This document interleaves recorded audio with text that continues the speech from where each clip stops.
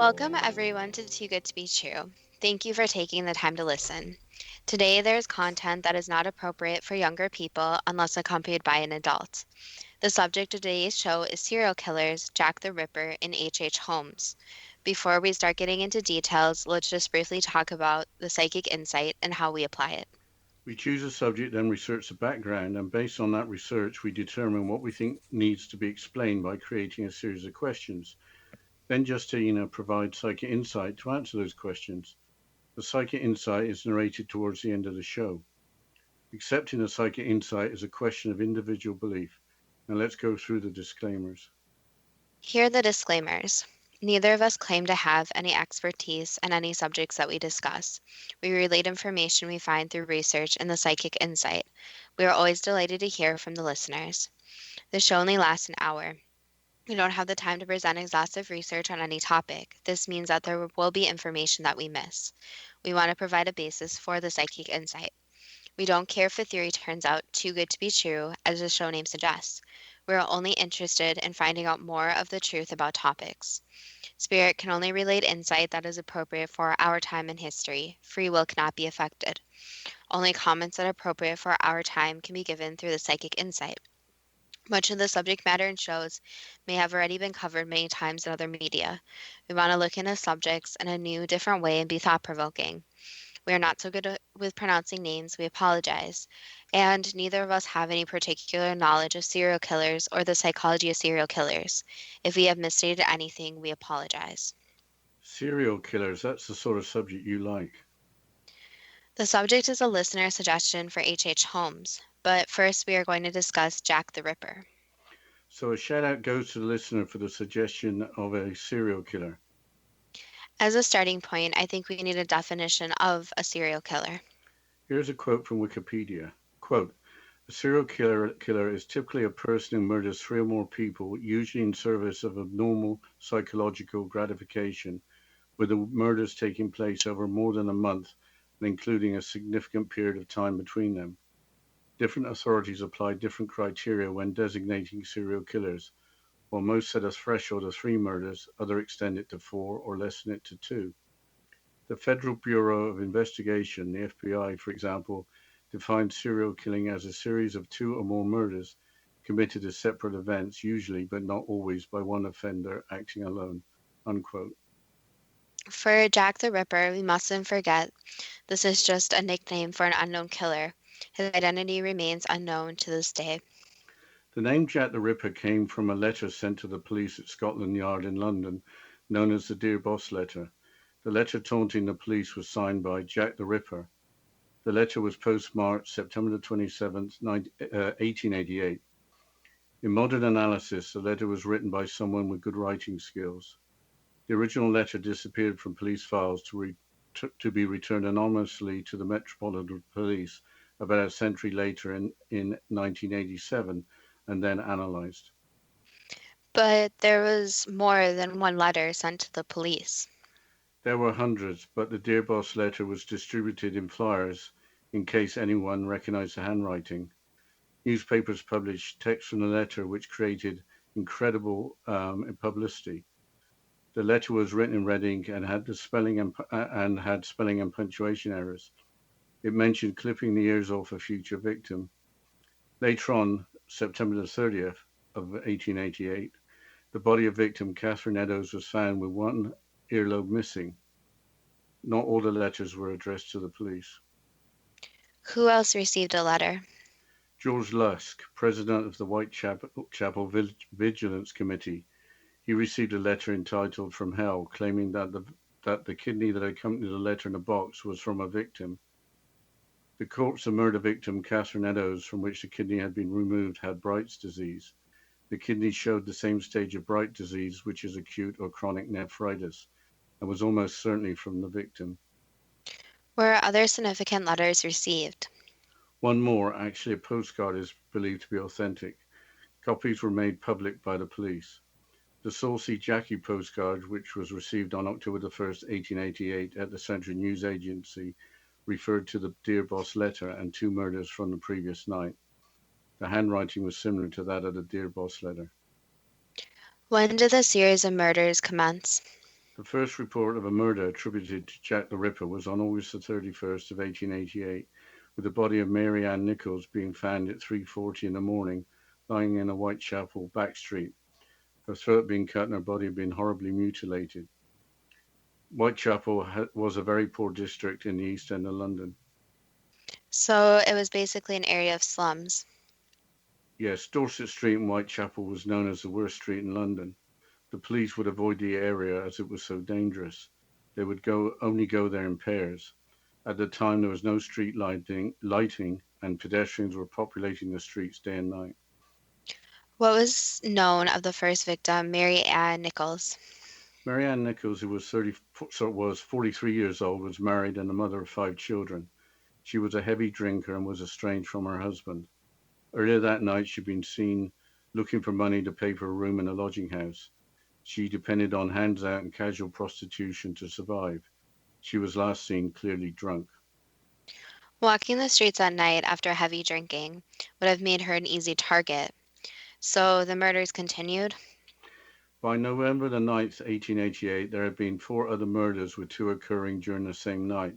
The victims were Annie Chapman, Elizabeth Stride, Catherine Eddowes, and Mary Jane Kelly. All of the 5 murders were at night, on or close to a weekend, either at the end of the month or a week or so after the end of a month. How is it known that all five murders were committed by the same person? The London Metropolitan Police worked only on that theory and announced that there was only one murderer. Who was the next victim? Annie Chapman's body was discovered at just before 6 a.m. on September the 8th, 1888, lying on the ground near a doorway in a backyard. At around 5:30 a.m., voices were heard in the backyard, followed by the sound of something falling against a fence. Her throat had been cut and the body had been mutilated. Annie Chapman was married and the mother of 3 children, but was estranged from her husband. Both were heavy drinkers. She may have been a widow by then due to her husband's alcoholism. She was involved in casual prostitution and lived in lodging houses. Annie Chapman was 47 at the time of her death. So the murders with the similarities of prostitution and heavy drinking continued.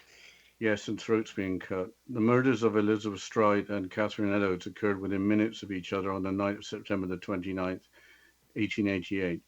Elizabeth Stride's body wasn't mutilated, while the body of Catherine Eddowes was. There is a theory that the murder had been interrupted and had moved on to a second victim.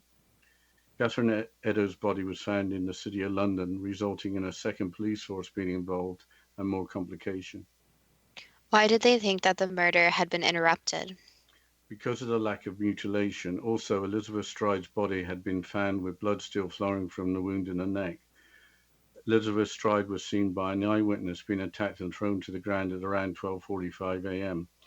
Her body was found in a small, narrow yard between buildings. Elizabeth Stride was a widow with no children who had been born in Sweden. She appeared in court numerous times for being drunk and disorderly. Why didn't the eyewitness intervene? What was the description of Stride's attacker? The eyewitness thought it was a domestic dispute and didn't want to get involved. The description was a man about 5 foot 5 inches tall, aged around 30, with dark hair, a fair complexion, and a small brown moustache. He had a full face, broad shoulders, and appeared to be slightly intoxicated. In 2006, an EFIT, which is an electronic facial identification technique picture, was published by a Scotland Yard team based on 13 eyewitness statements from the 5 murders. The description was between the ages of 25 and 35, between 5 foot 5 inches and 5 foot 7 inches tall, with a stocky build. He was described as frighteningly normal. When and where in the city of London was Catherine Eddowes found? Between 1:35 and 1:45 a.m., about a mile or 1.6 kilometers away from Whitechapel. At 8:30 p.m. the evening before, Eddowes was found lying drunk in the street. She had been detained by police until sober enough to leave a police station at 1 a.m., just minutes before she was found dead. Catherine Eddowes was a mother of 3 children from her first common-law husband. She was 47 at the time of her death. Thankfully, we are at the last of the five similar murders. Who was the fifth victim? Mary Jane Kelly, who was believed to have been married and widowed with no children. She had the nickname Dark Mary owing to her aggressive behavior when drunk. Her heavily mutilated body was found in her room at number 13 Miller's Court, Whitechapel, on the morning of November the 9th, 1888. Mary Jane Kelly was last seen at 11:45 p.m. the night before her death in Miller's Court with a short, stout man with a blotchy face who looked to be in his 30s. Mary Jane Kelly was just 25 at the time of her death.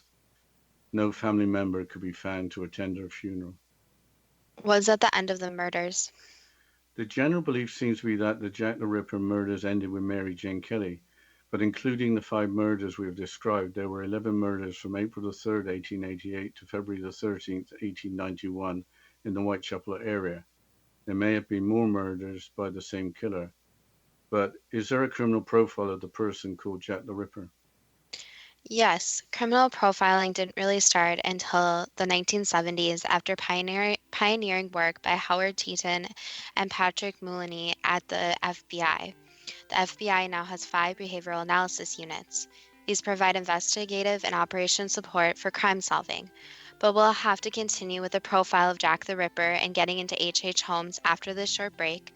And you're listening to Too Good to Be True with Justina Marsh and Pete Marsh on the X Zone Broadcast Network, www.xzbn.net.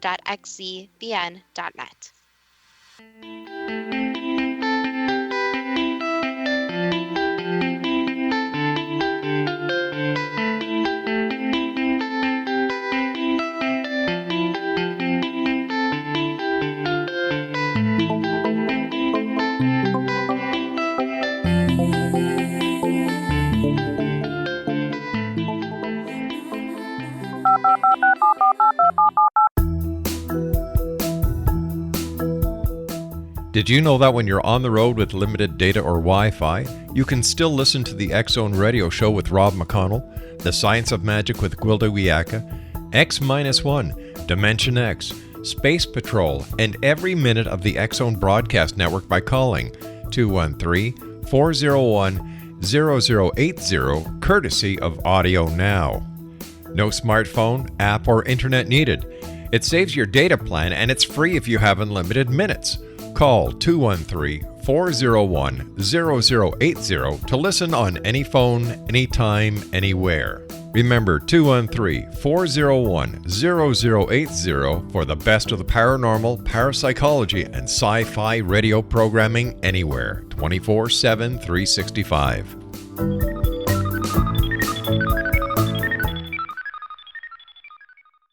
You have heard of the X Zone? Now watch it on Simul TV, plus 500 video games, live TV channels, free video on demand, worldwide, and more. Does this sound like tomorrow's television? Well, it is, but you can have it today, right now. It is Simul TV. Simul TV offers what the others only wish they could provide. 15 exclusive channels like X Zone, sci-fi, and horror. We are worldwide. No other provider offers that. 500 built-in video games. No need to have an extra expensive system. We have them included. Free video on demand. Live streaming events from around the world. Interactive online network, and much more. Tomorrow's TV today. Simul TV. Sound too good to be true? Well, it's not.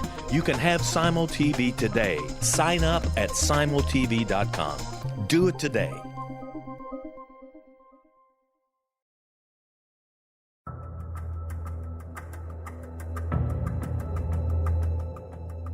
Modern Esoteric, Beyond Our Senses by Brad Olson, consummates the lifology story about where humanity originates. It is the lost continents, the primitive wisdom, the mythos of creation, and the rethinking of ancient history as we are taught in academia. There is much more to the story than what we have been told. As this is the first book in the Esoteric series, Modern Esoteric starts at the beginning of time and accelerates up to this modern age. Future Esoteric is book 2 in the series and takes a forward-looking position ahead of today with an open and honest examination of the ET issue and various unexplained phenomena. To discover the writings of author Brad Olson, visit www.bradolson.com. That's www.bradolson.com.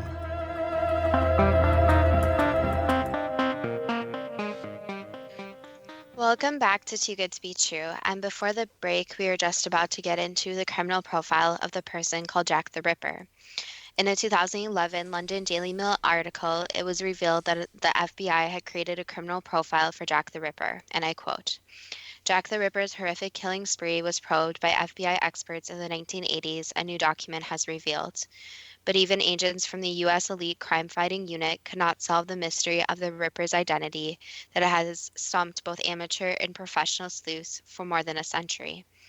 A secret FBI dossier, which has just been declassified and made public, reveals how one of its acclaimed special agents and a pioneer of criminal profiling attempted in vain to unmask the serial killer. Who was the acclaimed special agent? John Douglas, who produced the profile in 1988. I will continue with the Daily Mail article. Special Agent Douglas wrote, "We would look for someone below or above average in height and or weight, may have problems with speech, scarred complexion, physical illness, or injury. We would not expect this type of offender to be married. If he was married in the past, it would have been to someone older than himself, and the marriage would have been for a short duration.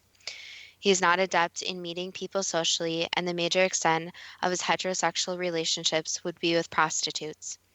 He continues, "This offender does not look out of the ordinary. However, the clothing he wears at the time of the assaults is not his everyday dress. He wants to project to unsuspecting female prostitutes that he has money. He comes from a family where he was raised by a domineering mother and weak passive father. In all likelihood, his mother drank heavily and enjoyed the company of many men. As a result, he failed to receive consistent care and contact with stable adult role models. Mr. Douglas notes that this unstable family background resulted in the killer internalizing his anger from his younger years, becoming an introvert, and venting his frustration through violent, destructive acts." End quote. I think we have to state that a profile is not intended as an excuse for criminal behavior, but is the result of analysis of available information to assist with a criminal investigation. Is that the end of the profile? There is more from the article. He, Special Agent Douglas, suggests that the criminal would seek work in the profession where he could be alone and explore his disturbing fantasies, imagining him as a butcher or mortician's assistant. The FBI agent writes, "He would be perceived as being quiet, a loner, shy, slightly withdrawn, obedient, and neat and orderly in appearance and when working. He drinks in the local pubs, and after a few spirits, he becomes more relaxed and finds it easier to engage in conversation. He lives or works in the Whitechapel area." The article concludes as follows. Mr. Douglas concludes in his report, "He would not be visibly shaken or upset if directly accused of the homicides. Jack the Ripper believed the homicides were justified, and he was only removing perishable items who were like garbage." End quote. Let's move on to H. Holmes, known as America's first serial killer. Here is a brief synopsis of his life from the biography website. Quote, Herman Webster Mudgett, better known as H. Holmes, May the 16th, 1861 to May the 7th, 1896, was a con artist and bigamist who was one of America's first serial killers. Sometimes referred to as the Beast of Chicago, Holmes is believed to have killed somewhere between 20 and 200 people. He killed many of his victims in a specially constructed home, which was later nicknamed the Murder Castle. Apprehended in 1894, he was hanged for his crimes 2 years later. Unquote. You mentioned the week that H. Holmes had been suspected as being Jack the Ripper. I looked at the Scotland Yard EFIP picture of Jack the Ripper and of the contemporary pictures of H. Holmes, and although there are similarities, I don't think they are the same person. There is a 2017 television series, American Ripper, on that subject. But what led up to H. Holmes being sentenced to death? The events surrounded the World's Fair in Chicago in 1893. Here's a quote from the website Crime Museum. Quote, in 1893, Chicago was given the honor of hosting the World's Fair, a cultural and social event to celebrate the 400th anniversary of Columbus's discovery of America. The event was scheduled from May to October and attracted millions of people from all over the world.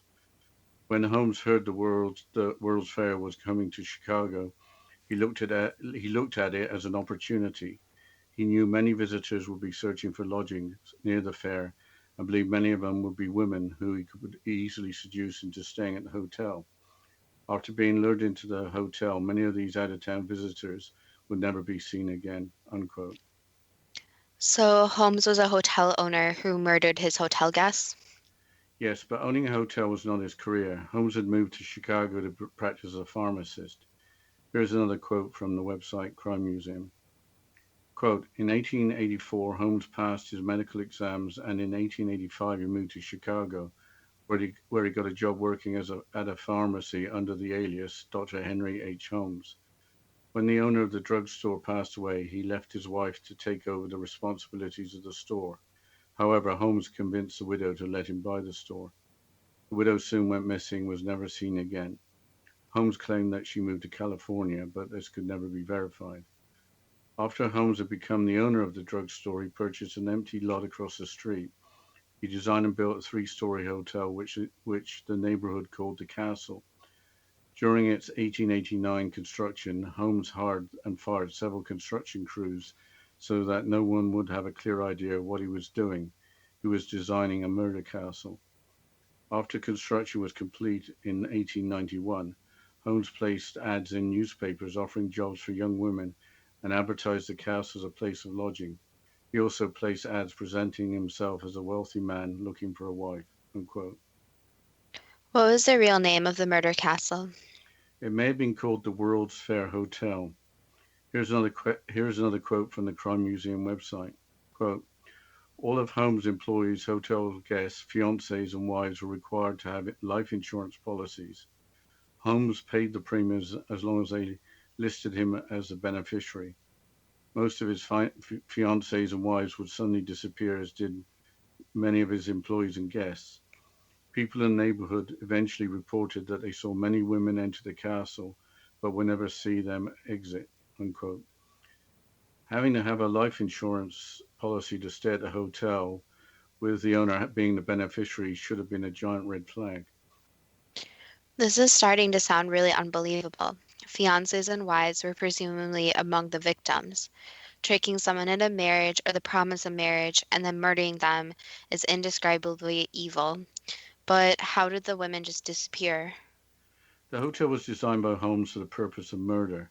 Here's another quote from the same website. Quote, the first floor of the castle had several stores. The two upper levels contained Holmes' office and over 100 rooms and were used as living quarters. Some of these rooms were soundproof and contained gas lines so that Holmes could asphyxiate his guests when he felt like it. Throughout the building, there were trapdoors, peepholes, stairways that led nowhere, and chutes that led into the basement. The basement was designed as Holmes' own lab. It had a dissecting table, stretching rack, and crematory. Sometimes he would send the bodies down the chute, dissect them, strip them of the flesh, and sell them as human skeleton models to medical schools. In other cases, he would choose to cremate or place the bodies into pits of acids. Unquote. I don't think there are words to describe the evil and cruelty contained in that building. How many victims were there? Nobody knows. Holmes was supposed to have murdered anywhere between 20 and 200 people. Holmes actually confessed to 27 murders, including that of his assistant, Benjamin Pitezel, and two of his daughters. He was paid $7,500 or $220,000 in today's value by a newspaper for his confession, which apparently wasn't accurate. Who was his assistant, Benjamin Pitezel? He was a carpenter with a criminal past and a close friend of Holmes. Holmes and Pitezel had conspired to fake Pitezel's death as part of a $10,000 insurance scam to benefit Pitezel's wife, Holmes, and a lawyer who assisted in the scam. $10,000 would be worth almost $300,000 today. Pitezel was to assume the false identity of an inventor and to be killed and disfigured in a laboratory explosion. The cadaver to be provided by Holmes would provide the remains of the victim of the accident. This was all to occur in Philadelphia.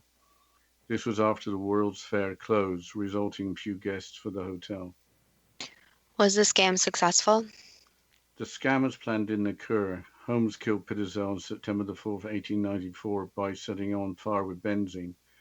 The insurance money was collected and then Holmes traveled with three of the five Pitezel children. Pitezel's widow was led to believe that they would be in London under the care of a Minnie Williams. They weren't in London. Minnie Williams was already dead, killed at the murder castle. What happened to the children? We know that Holmes confessed to the murder of the two daughters. Later in July of 1895 in Toronto, Canada, the bodies of Alice and Nellie Pitterzel were found under a cellar of a house. They were believed to have been locked in a trunk and then suffocated by gas. Their younger brother Howard is thought to have been murdered by Holmes in another location.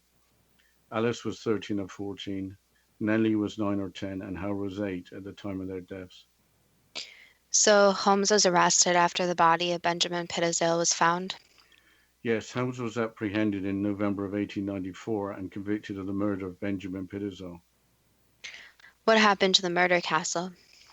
In July of 1895, after the discovery of Alice and Nellie Pitterzel's bodies, the Chicago police had searched the building and found insufficient evidence for additional charges. In August of 1895, the building was gutted by explosions and fire after two men were seen entering the building at night. The building was demolished in 1938. The site is now occupied by a United States Post Office. But is there an available criminal profile for H.H. Holmes? Yes, there is. There is a criminal profile for H.H. Holmes, but we'll have to get into this criminal profile after the short break. And you're listening to Too Good to Be True with Justino Marsh and Pete Marsh on the X Zone Broadcast Network, www.xzbn.net.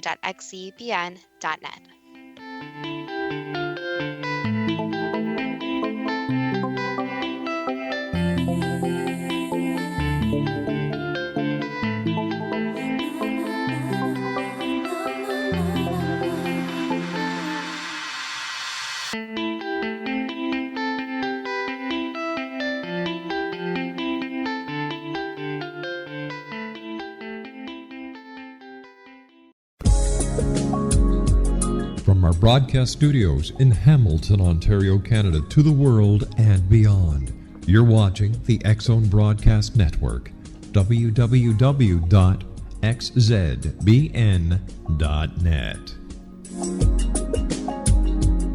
AVS Media Den.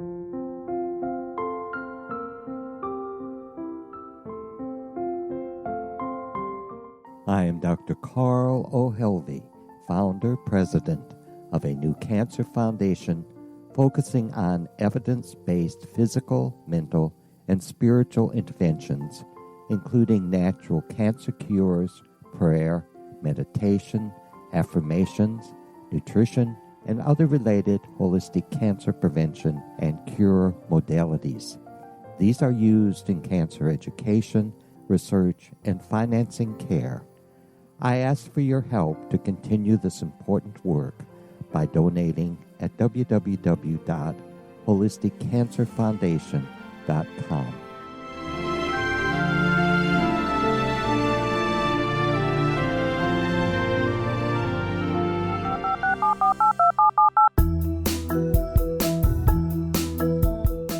Did you know that when you're on the road with limited data or Wi-Fi, you can still listen to the X Zone Radio Show with Rob McConnell, The Science of Magic with Gwilda Wiyaka, X-1, Dimension X, Space Patrol, and every minute of the X Zone Broadcast Network by calling 213-401-0080, courtesy of Audio Now.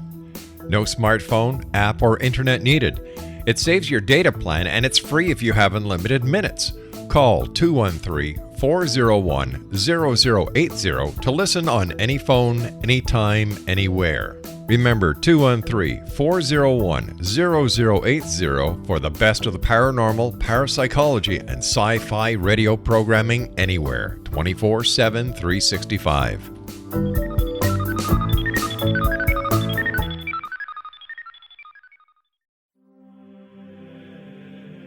Rob McConnell here, presenting an overview for Nicholas Paul Jennings, author of a fascinating book, Amen. It presents facts revealed by Egyptologists, facts that enable us to understand why Amen is the beginning of creation of God. It provides recommendations for religious leaders of the major religions to unify their beliefs and teach the Word of God. Love one another. Amen informs people how mankind conceived God. It was the Egyptians that developed the concepts of a soul, a hereafter, and Son of God. And finally, after the worship of many gods, they conceived the belief in one universal God, the maker of all there is. For more information, visit www.futureofgodamen.com. That's www.futureofgodamen.com.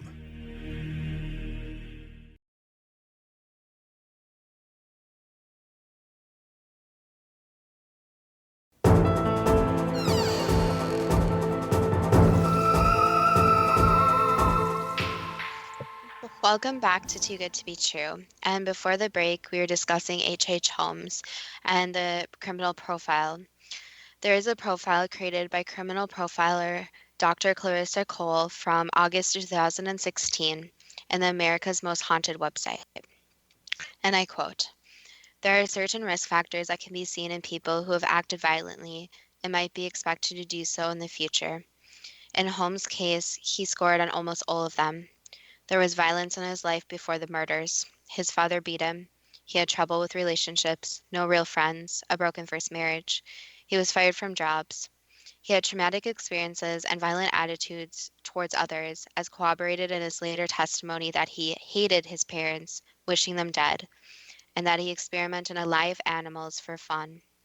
This certainly set up Holmes for a life that was unlikely to be easy or charmed. Though he was certainly very smart, he wasn't taught the basics of how to love another person, not by his family or friends or anyone else. He was groomed to be cold, calculating, and reserved about his desires. Prominent family who guarded their reputation. In some ways, it was the perfect storm. Add to this fact that Holmes was also born a psychopath, and the stage was set for the cataclysmic events that he put into motion. As an experienced forensic psychologist who has come into contact with hundreds of inmates and read evaluations of thousands more, I can count the others I've seen that are the likes of H.H. Holmes on one hand. As much as he was terrible, he was unique in that he was psychopathic, extremely intelligent, charismatic enough to fool most others, creative, and prolific. This is rarely, if ever, seen in real life. My only conclusion is that people like Holmes are either exceedingly rare or simply never get caught. End quote. Monsters like Holmes not getting caught is a scary thought. I think it's time for the first question.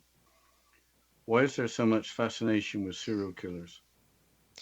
Because serial killers basically commit acts that are very socially unacceptable, and people become very interested in this since they don't think, act, nor fit into society like normal people do. So again, it goes back to the interest in people different from themselves. And also, there's this interest of studying serial killers to try and track them and prevent them from happening from a younger age so that very heinous acts do not occur. Why did the serial killer Jack the Ripper choose that name for himself? Was it aimed at gaining the maximum publicity? Yes, he wanted more attention. Without that name, would the five murders from 1888 have been forgotten about? Probably not forgotten about, but not as popular. So, in general, when there's a name given to a serial killer that's very uncommon, it's most likely remembered compared to other killings, which just use the person's regular name and there's no nickname associated with it. Did the real killer write the Dear Boss and From Hell letters as well as the Saucy Jackie postcard? Some of them, yes. Which ones did he write? Everything except the postcard. Did the real killer write any other letters or postcards? In general, yes, but not ones that were ever meant to be sent.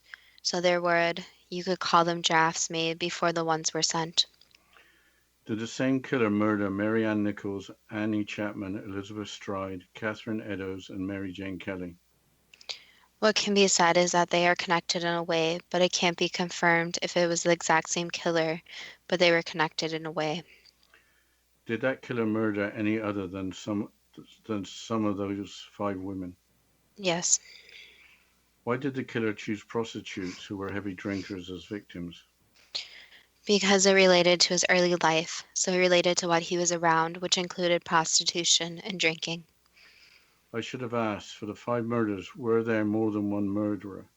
Yes, I wasn't expecting that answer. Was the killer as described by the eyewitnesses to the attack on Elizabeth Stride, the eyewitness to the attack on Elizabeth Stride, about 5 foot 5 inches tall, aged around 30 with dark hair, a fair complexion, and a small brown mustache.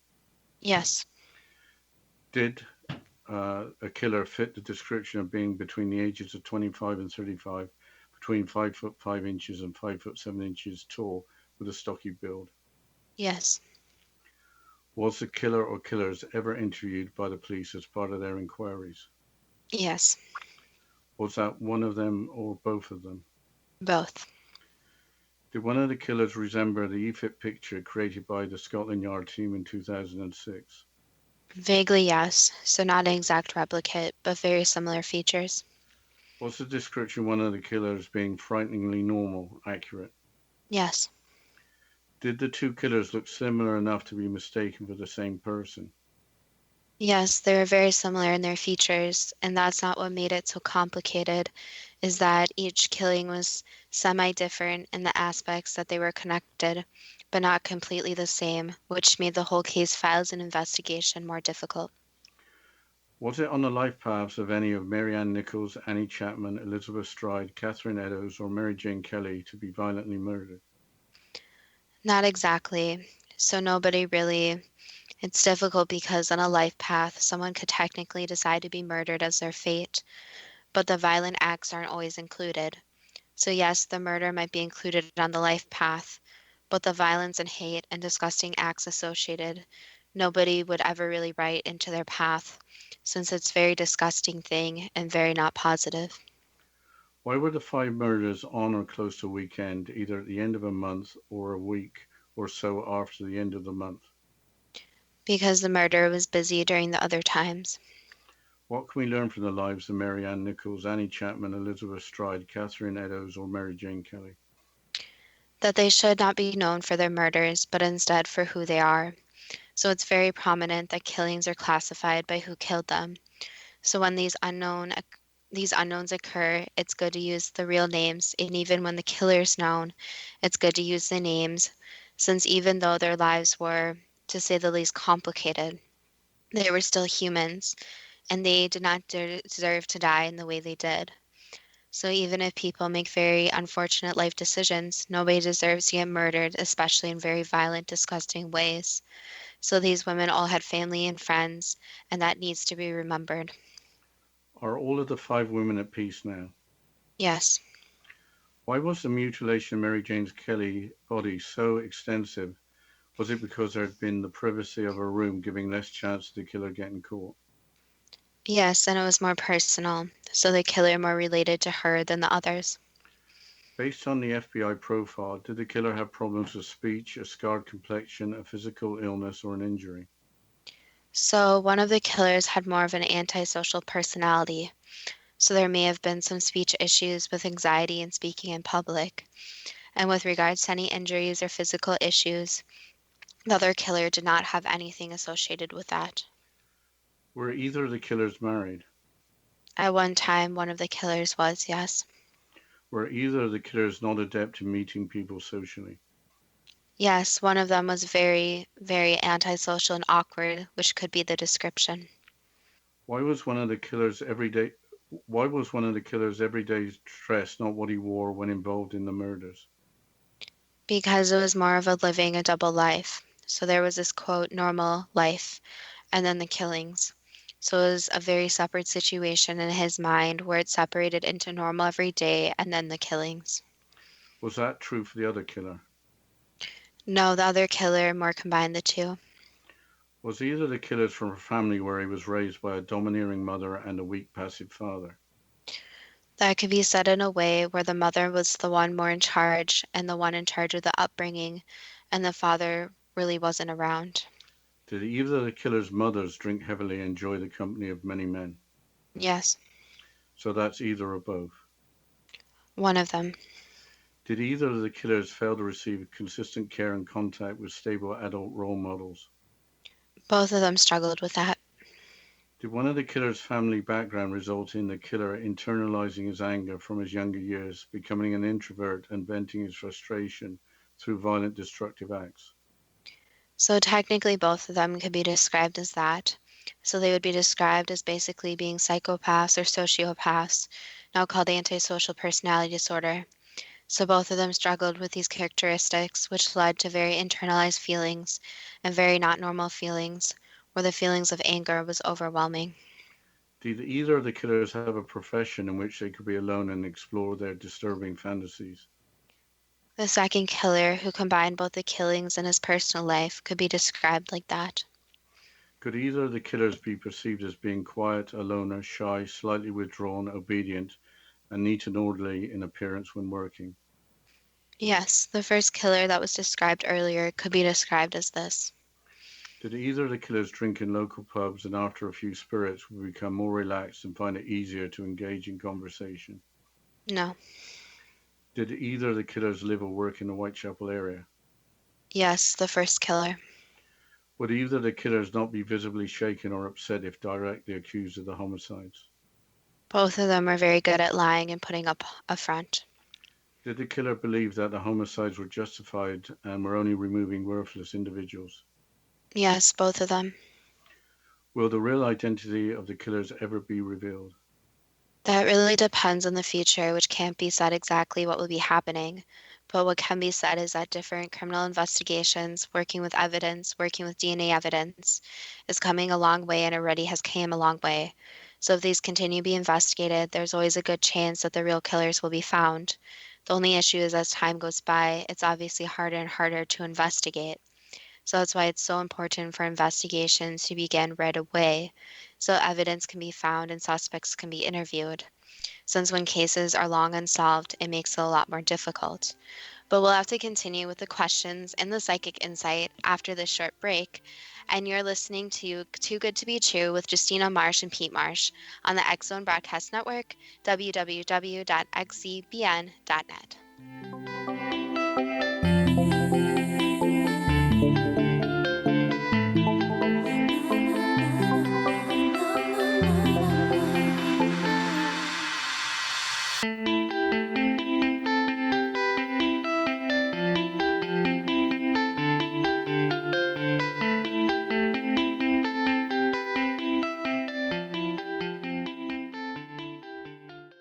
You have heard of the X Zone? Now watch it on Simul TV, plus 500 video games, live TV channels, free video on demand, worldwide, and more. Does this sound like tomorrow's television? Well, it is, but you can have it today, right now. It is Simul TV. Simul TV offers what the others only wish they could provide. 15 exclusive channels like X Zone, Sci-Fi, and Horror. We are worldwide. No other provider offers that. 500 built-in video games. No need to have an extra expensive system. We have them included. Free video on demand. Live streaming events from around the world. Interactive online network, and much more. Tomorrow's TV today. Simul TV. Sound too good to be true? Well, it's not.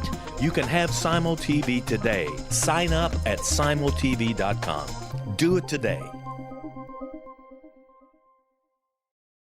The new nonfiction book, Razor of Madness, is similar to cult movies like Clockwork Orange, Dragon's Tattoo, or The Other Side of Hell. Wayne Morin Jr. and Thomas Lee Howell will expose widespread and systematic deficiencies in this thought-provoking tell-all novel. Mind control rages among scholars in law schools. Human rights are ignored while thought reform and mental manipulation are accepted practices used as behavior modification. Dr. Louis Jolyon West comes to mind. Media and public scrutiny shows that United States mental hospitals are in fact destructive murder industries. Razor of Madness expose novel details this epidemic through an in-depth professional and personal investigation. For decades, there has been a revolving door policy that still releases killers and pedophiles back into society. The maestro of mind control continues to haunt America to this very day. Razor of Madness is available in paperback or as a downloadable ebook at Amazon.com. I'm William S. Peckham. If you enjoy a good mystery with a touch of the paranormal, then you'll love my novel, From Out of the Woodwork. It's the story of a young Toronto contractor, Sean Kennedy, who buys derelict homes, guts them, and turns them into multi-family dwellings. Slums just waiting to happen. When Sean buys 29 Livery Lane, the house fights back. Former owners unexpectedly come out of the woodwork as he starts the destruction. The apparitions come to him when he touches old books, reads hidden letters, rummages through old boxes, finds a locket, or reads a discovered manuscript of a murder mystery. From Out of the Woodwork will take you from 1899 to the horror of the World Trade Center, September 11, 2001. Check out From Out of the Woodwork on my website, www.williamspeckham.com.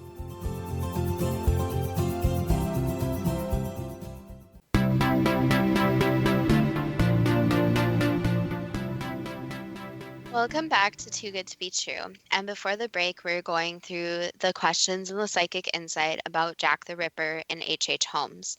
So, Dad, can you please continue on the questions? Did the killers know each other? Yes, they did know each other. Were they aware of each other's activities? Yes, and that's something that is very complicated about serial killers and killers, is that they're very solitary about their actions. But they are also usually aware of other killings and other people in the area. So it's kind of this sixth sense they have about other killings, and two serial killers don't really ever meet in person because they're aware of each other but kind of leave each other alone. With no arrest made, what caused the killings to end? One killer got ill, the other killer met someone and moved away from the area. Now to change the subject to H.H. Holmes. Where did H.H. Holmes get the idea to build the infamous hotel? Basically just his imagination and as kind of a normal cover. In the drugstore where Holmes first worked in Chicago, did the owner die of natural causes? Yes. Did Holmes later murder the widow of the drugstore owner? She was killed with some help, yes, so she wasn't in the best condition, but he encouraged the death. Did Holmes pay any money out of his own pocket to buy the drugstore? Yes. Why did Holmes change his name from Herman Webster Mudgett? Because he didn't want to be associated with his family any longer. Why wouldn't Holmes' wives, fiancés, and hotel guests become suspicious with life insurance policies being paid for by Holmes, provided he was the beneficiary? Because they were very naive, and that's not to be said in a disrespectful way. But the problem is that people don't really think the worst case scenario. So nobody really had this thought in their head they might be in danger and something suspicious was going on. So say, for example, let's say a normal person was engaged to someone. They wouldn't think taking out a life insurance policy was anything sketchy, unless they had some type of feeling that the person was a bad person. But obviously, when you get close to someone, you want to think the best about them, not the worst. Why weren't the police involved when hotel guests would arrive and then never seem to leave? This is going to sound bad, but the police had other matters to deal with, so it wasn't at the top of the priority list. Along with the World's Fair going on, is that true? Correct. Why weren't the guests that disappeared reported as missing persons? Because at the time, the missing persons index or list was a lot different from today. So a lot of people were just assumed to have taken off or had some strange circumstances. So reporting missing people was a different process. So a lot of people went missing and it wasn't anything too suspicious. Why did so many women trust Holmes sufficiently to become his wife or fiancée? Because of his personality. So some serial killers or killers in general have this personality which is very convincing, where the manipulation goes very deep. And they have this way with women which convinces them that they are trustworthy and safe. However, they obviously were not trusting or should not be trusting him, nor were they safe. What did Holmes do with all the money he gained through insurance claims and other means from his murder victims? He spent some of it, and the other he basically hid. Was the description of the murder castle accurate in that some rooms were soundproofed and contained gas lines, along with a dissecting table, stretching rack, and crematory in the basement? Yes. Did Holmes sell the skeletons of some of his victims to medical schools? Yes.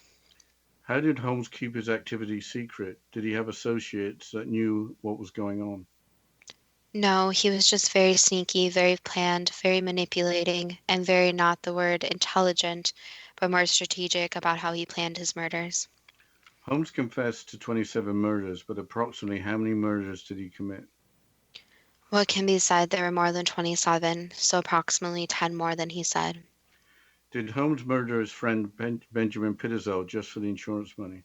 Yes, How could Holmes actually murder a close friend? because with how his brain worked, nobody was really worth being a close friend. So even if it was a close friend, they were still just a ploy in his ultimate plan, which was murdering, fulfilling the need to murder, and also money. How could Benjamin Pitezel's wife entrust Holmes with three of her children? Because they had no idea. So it's hard to really think about that someone might be a serial killer or killer. Nobody really had suspicions, but some people are more trusting than others. And at the time, there were no suspicions that H. Holmes was doing something strange. Why did Holmes murder Alice and Nellie Pitezel? Did they know what had happened to their father? Vaguely, yes, but it was also an opportunity to kill. Did he just kill for the fun of it? To fulfill his desire to kill, yes. Did Holmes murder Howard Pitezel? Yes. Why didn't the police in Chicago find evidence of murder in the murder castle? Wasn't it obvious that the building was equipped just for that purpose? Again, it was difficult because things were so different. So there was a lot of difference in collecting evidence, understanding the evidence, even studying the evidence of serial killers and how serial killers operate. So it was very hard when there was a situation where things are sketchy, but you don't have exact physical evidence. So you have some, but at the time they didn't have the exact evidence of how he killed the people. So they understood where he killed them, the possibilities, but they needed to be more for them to connect the dots. So there was no smoking gun. Correct. Why did the two persons destroy the murder castle? Had they lost loved ones? They could be called loved ones, yes. Is the profile created by Dr. Clarissa Cole from the August of 2016 accurate in its description of Holmes? Yes, for the most part, yes. What happens when truly evil individuals pass away? Do they have to relive their crimes and then become rehabilitated, or are they just lost souls? So if a soul is truly under God, then no, they would not be a lost soul. However, there is karma. So there would be some type of repayment of that karma. And there also would be lessons that would have to be learned. So if the person is truly has some type of light within their soul, then yes, they could be rehabilitated in a way. But if they're truly lost and there's no light left, it becomes a much more difficult situation. Do truly evil individuals have to pay back karma in future lives, such as becoming murder victims themselves? In some cases, yes, but it is not necessarily that what they did to someone is going to happen back to them. It might happen in a different way. Were any of Jack the Ripper's or H. Holmes' murder victims paying back karma in their then lifetimes? Everyone pays back karma in a way, so that could be said for anybody. But again, karma is very complicated, so it can't be said that someone will be murdered just because karma needs to be repaid. What can we learn from the lives of the murder victims? Again, that their names need to be known. So anyone who's murdered, it's not about the killer, but it's about the victims. So these killers become famous based on their victims when it shouldn't be that way. Instead, it should be the victims that are famous and their names are well known. And also, the biggest takeaway is that anybody, not only women, but anybody, should be safe in their surroundings. So, trust is easily gained in some situations, and some people are very manipulating. So, if any woman or man out there are in a situation that is harmful in any way, manipulating, abusive, even if there's a sketchy feeling, always follow your gut instinct and make sure you get help and contact the right authorities. So, the biggest takeaway is to follow your gut instinct and even to be safe in general, since there are serial killers, there are killers, and you never know when one is going to strike, which sounds scary, but there are protective, different measures you can take, such as making sure that someone always knows where you are, making sure you don't put yourself in negative or bad situations, and always being aware of your surroundings. That was the last answer. Is the possibility that the truth behind the Jack the Ripper murders will be revealed one day too good to be true? That depends on what you are prepared to believe. That was a complete shock, but apparently there needs to be two murderers identified to finally solve the Jack the Ripper murders. That might be an explanation why the crimes have been so difficult to solve. I found H. Holmes to be unbelievable. Mark Twain said, "Truth is stranger than fiction." but it is because fiction is obliged to stick to possibilities. Truth isn't. I'm not going to argue with Mark Twain or anyone else. I hope you get a good night's sleep after this episode. You didn't like the content, did you? Not at all. And at that point, I think I need to give a shout out to the listener for the suggestion of H. Holmes. We extended it to Jack the Ripper. I grew up with all the stories. It was infamous where I grew up. I'm not so sure it was such a well-known story outside this side of the Atlantic, but it was very, very interesting. But I wouldn't say it was. It was a valuable experience. I wouldn't say it was a likable experience going through all of that. Well, I think that there is this huge interest in true crime. And as we mentioned earlier, is that I've always been interested in true crime and serial killers. And I listen to a lot of true crime cases. And it seems to be that there's this interest in studying them because they are different individuals. Psychologically, there's obviously something I would say off with them. But I think the biggest takeaway from this episode and even true crime in general is that you need to be safe. So it doesn't matter if you're a woman or a man, whoever you are, you need to make sure you don't put yourself in a situation that potentially could be dangerous. So not leaving at night, telling people where you are, taking the proper precautions, I think is very important. And it's interesting too that they say that there are many different serial killers out there and they don't know who they are. So it's always important, to be aware of your surroundings, maybe not put in those headphones, play the loud music, maybe instead, take out those headphones, be aware, and just to be, not on guard, but just be aware. Yes, I think that's sound advice, and hopefully next time we'll have a more cheerful subject. Yes, and if any listeners have suggestions for any subjects, you can go to our website, toogoodtobetrue.net, or our Facebook page at Too Good to Be True. And as always, thank you to all the listeners, and stay tuned for next week's show.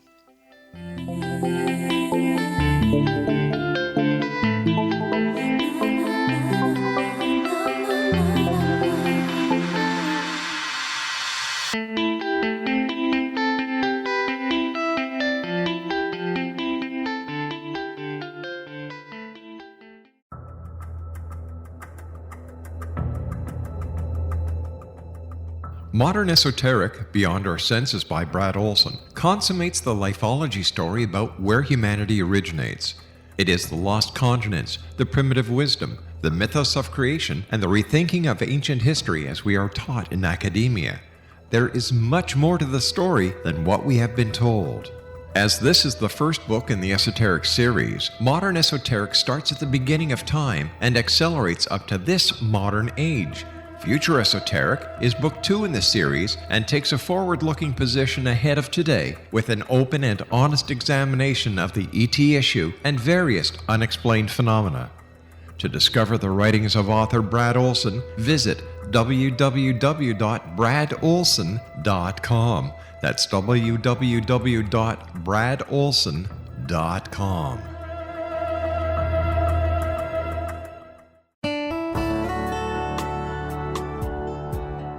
Are you or is someone you know struggling with addictions, depression, anxiety, relationships, low self-esteem, lack of confidence, grief, success, and prosperity? Do you know that your subconscious belief plays a big role in the outcome of your hard work?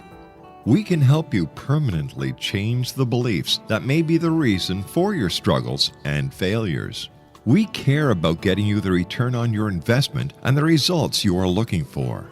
We can help you be free of the limitations of your past and in realizing your highest potential. We work with people by phone and Skype. For more information, visit us at www.ritasoman.com. That's www.ritasoman.com.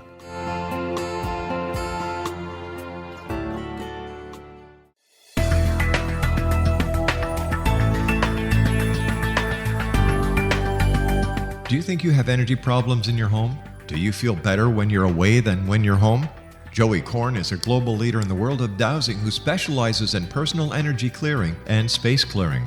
He can help you create an ideal energy environment in your home no matter where you live in the world. Learn about his remote spiritual house cleaning services and much more at www.dowsers.com.